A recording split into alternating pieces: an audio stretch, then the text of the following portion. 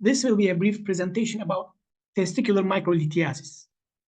It is defined as the presence of tiny calcifications within the testis.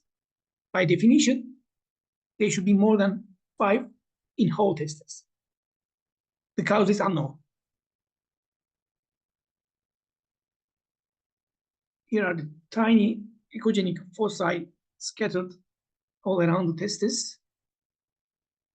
There are numerous echogenic foci within a normal background and normal volume.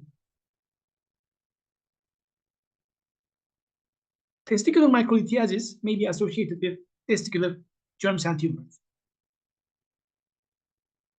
And the risk factors include undescended testis and/or orchiopexy, history of testicular cancer, infertility, family history, and genetic syndromes, testicular dyskinesis syndrome, and testicular atrophy.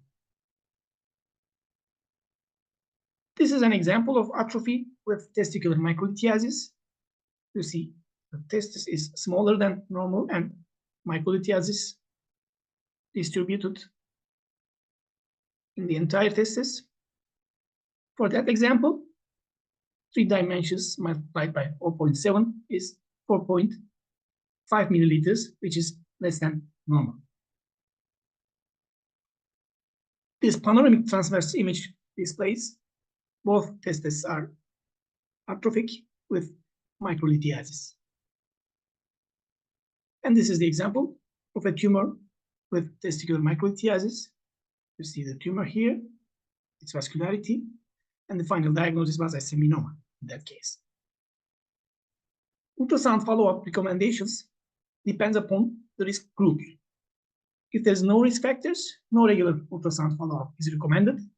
But with risk factors, annual ultrasound up to age 55 is recommended. Monthly self-palpation is recommended in both groups. If any lump recognized at any time, priority on fast-track ultrasound is recommended. Thank you for listening.